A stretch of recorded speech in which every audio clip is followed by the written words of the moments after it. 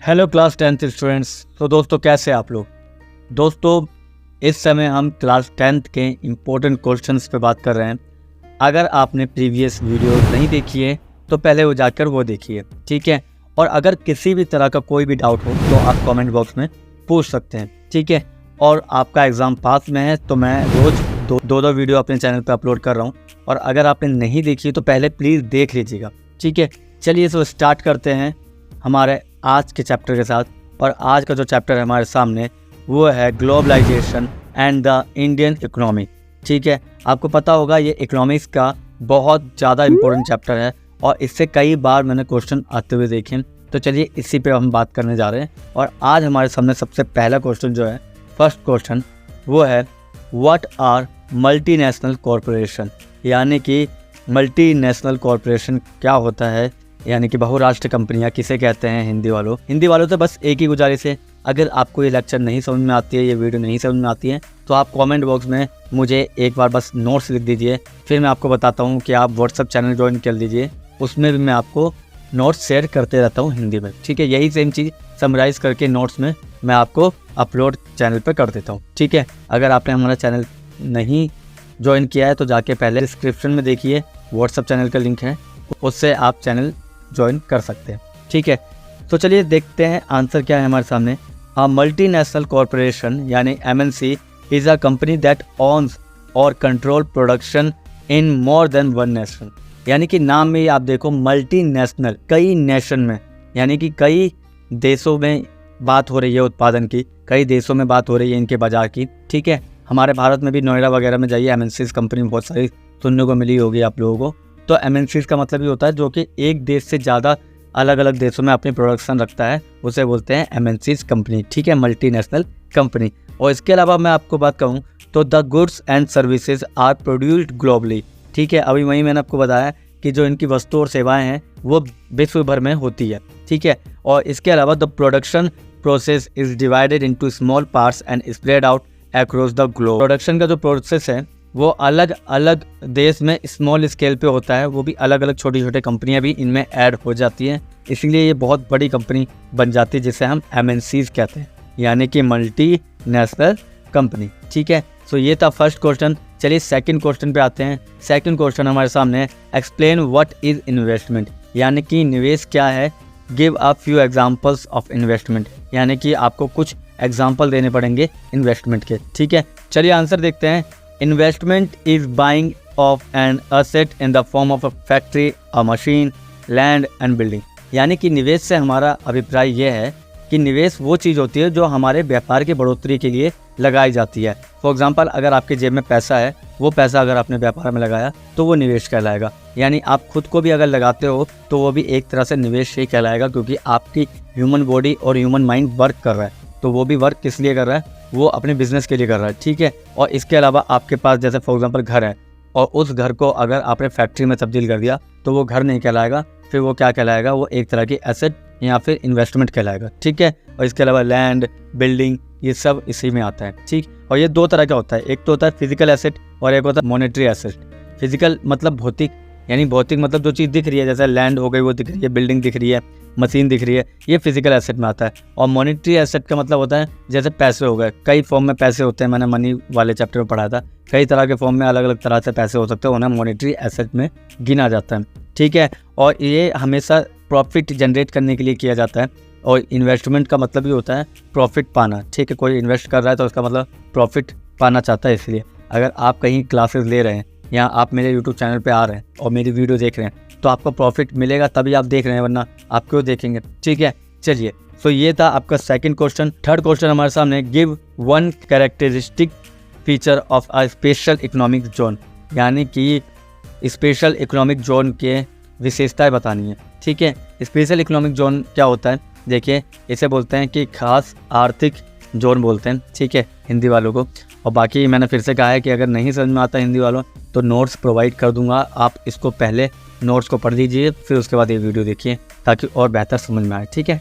चलिए तो special economy zones और सेज बोलते हैं इसे शॉर्ट में, SEZ SEZ are industrial zones set up by government having world class facilities such as electricity, water, roads, transport, storage, recreational and educational facilities.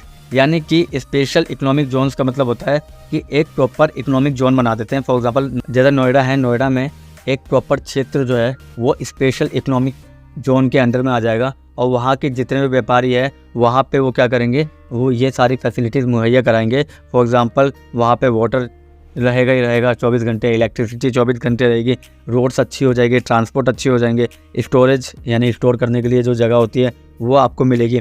उसके अलावा educational facilities भी वहाँ पे मिलेगी। तो ये एक तरह से क्या बन जाएगा, स्पेशल इकोनॉमिक जोन बन जाएगा, यानी सिर्फ आर्थिक गतिविधियों का ही केंद्र बन के रह जाएगा। ठीक है, समझ में आ गया आपको। इसके अलावा companies who set up production units in SEZ are exempted from taxes from an initial period of 5 years. ठीक है, और जो इसमें इन्वेस्टर्स होते हैं वो 5 साल तक खुद के क्या बोलते हैं टैक्स दिया करते हैं, 5 साल तक उनको ये सुविधाएं मिलती रहती है। ठीक है, चलिए तो ये आपका थर्ड क्वेश्चन था SEZ, ये कई बार पूछा गया सेज, तो आप इसको पढ़ के जरूर चाहिएगा। ठीक है, चलिए फोर्थ क्वेश्चन देखते हैं।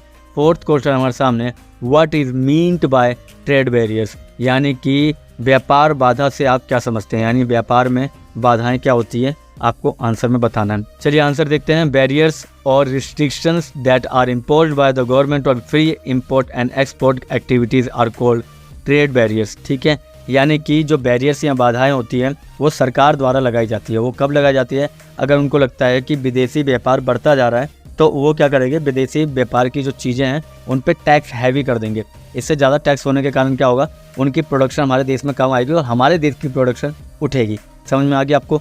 ठीक है, इसीलिए आपने कई बार सुना होगा चाइनीज़ प्रोडक्ट पे बहुत ज़्यादा हैवी टैक्स देखने को मिलता है आप लोगों को।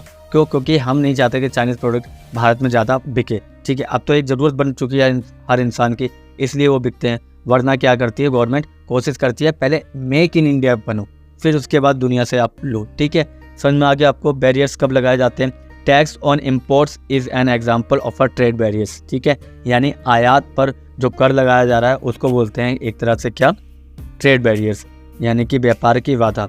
इसके अलावा because it increases the price of imported commodities the government can use a trade barriers like tax to increase और decrease foreign trade and to decide what kind of goods how much of what should come in the country. ठीक है, for example अगर मैंने आपको वही बताया कि अगर हमारे देश में लगता है कि विदेशी प्रोडक्ट ज़्यादा हार्म पहुंचा रहे हैं तो उस पर इतना हैवी टैक्स लगा दिया जाएगा कि उनकी एंट्री ही एक बार को बैन हो जाएगी इंडिया के अंदर। ठीक है, वही मैंने आपको बताया कि कई बार ऐसा हमें देखने को मिलता है कि लड़ाई हुई है किसी विदेशी देश के साथ, तो उनकी जो फॉरेन कंपनीज जो हमारे इंडिया में आती है वो कैसे आती है, फिर वो आती है हमारी टैक्स ज़्यादा देने के बाद। ठीक है, टैक्स ज़्यादा देंगी तो ही वो हमारे इंडिया में आ सकती है, वरना नहीं। फॉर एग्जांपल कोका कोला है, मैकडी है, ये ज़ारा कंपनी होगी। तो ये सारी कंपनीज कौन है, ये सारी हैवी टैक्स के साथ यहाँ पे इंडिया में अपना प्रोडक्ट बेचती है। समझ में आ गया आपको कि कब ये बैरियर्स या बाधाएँ आती हैं, जब हमारी जो सरकार है वो उन पर ज़्यादा भारी कर लगा के उनको रोक देते हैं, उनकी वस्तुओं को रोक लगा देते हैं। ठीक है, चलिए तो फिफ्थ क्वेश्चन देखते हैं हमारे सामने क्या है। फिफ्थ क्वेश्चन है हमारे सामने, what would happen if government of India puts heavy tax on import of Chinese toys, यानी कि क्या होगा अगर हमारी जो भारत सरकार है वो चाइनीज टॉयज़ यानी कि चाइना के जो खिलौने हैं उन पर ज़्यादा कर लगा दें तो क्या होगा हमारे समझ पे, ठीक है, हमारे देश पे। चलिए इसको आंसर देखते हैं। If government of India puts heavy tax on import of Chinese toys, अगर वो ज़्यादा टैक्स लगाती है चाइनीज टॉयज़ पे तो क्या होगा, the cost of Chinese toys will increase. ठीक है, अब ऑब्वियस सी बात है, अगर वो 20 रुपये के टॉयज़ में 16 रुपये टैक्स दे रहा है तो वो क्या करेगा, उसको 30 रुपये कर देगा, ताकि 14 रुपये तो कम से कम 14 रुपये तो कमाएगा ना वो। ठीक है, अब वो 20 रुपये का जो प्रोडक्शन है आप क्या 30 रुपये में अगली बार लोगे, नहीं लोगे ना। इससे क्या होगा, इससे less Chinese toys would come in Indian market, इससे कम चाइनीज टॉयज़ हमारे भारत में आ पाएंगे, क्योंकि इंडियन मार्केट में उनकी डिमांड ही नहीं होगी। सस्ता है इसीलिए डिमांड है, अगर वो महंगा हो जाएगा तो फिर भारतीय ही चीज़ें खरीद ली जाएगी। ठीक है, इसके अलावा Indian buyers would have laser choice in the market and toys will become more expensive. ठीक है, अगर वो एक्सपेंसिव ज़्यादा हो गया तो फिर इंडियन लोगों के पास कम चॉइसेस रह जाएगी और जिसके कारण वो इंडियन प्रोडक्ट की तरफ अपना रुझान ले आएंगे। ठीक है, और फोर्थ पॉइंट है last, for Indian toys makers this would provide an opportunity to expand business as there will be less competition in the market. इससे मैंने आपको बताया कि मेक इन इंडिया वाली जो पॉलिसी है ना वो ज़्यादा काम कर जाएगी। क्यों? क्योंकि भारतीय व्यापारी जो है वो अपने प्रोडक्शन को बढ़ा देंगे, और क्योंकि जब भारतीय चीज़ बिक रही है तो उसमें एक तरह से राष्ट्रवाद की भी भावना आ जाती है, और जिसके कारण हमारे यहाँ से इंपोर्ट क्या हो जाएगा, कम हो जाएगा हमारा इंपोर्ट, और एक्सपोर्ट हमारा बढ़ जाएगा। ठीक है, और चाइनीज़ प्रोडक्ट पे क्या हो जाएगी, एक तरह से बैन लग जाएगी, क्योंकि अगर वो ज़्यादा समय तक खरीदा नहीं जाएगा तो वो प्रोडक्शन करेगा। ठीक है, तो प्रोडक्शन बंद कर देगा और इस तरीके से हमारे देश का जो व्यापार है वो बढ़ जाएगा। ठीक है, मगर क्या होता है कि कई बार हमने देखा है कि चाइनीज़ प्रोडक्ट जो है वो इतने सस्ते बना लेते हैं, वो इतना सस्ता बना लेते हैं कि इतना हैवी टैक्स के बावजूद भी वो हमारे लोगों से ज़्यादा सस्ता सामान बेच पाते हैं। ठीक है, आपने खुद देखा होगा दिवाली के अंदर कितने सारे पटाखे जो है वो चाइनीज़ होते हैं। ठीक है, होली में रंग जो है, कलर है, वो भी चाइनीज़ होते हैं। तो कई बार हमने देखा है कि वो लोग इतना सस्ता, और ये सबसे बड़ी बात है आज हम देखते हैं कि हर घर में फ़ोन है, हर रिक्शे वाले के पास फ़ोन है, और उसका कारण कहीं ना कहीं चाइना के ही फ़ोन्स हैं। हम देखते थे बचपन में चाइनीज़ के फ़ोन कितने ज़्यादा चलते थे, और वो भी कितने 2-2, 3-3, 4-4 हज़ार रुपये में आ जाते थे, है ना। तो वो इतना सस्ता प्रोडक्शन करना जानते हैं, इससे आप कितना भी हैवी टैक्स लगा लीजिए उन्हें फ़र्क नहीं पड़ पाता। ठीक है, चलिए, तो ये थे आपके टॉप 5 क्वेश्चन। मिलते हैं किसी और वीडियो में, तब तक के लिए थैंक यू, धन्यवाद। और हाँ, PDF डाउनलोड करना बिल्कुल ना भूलें।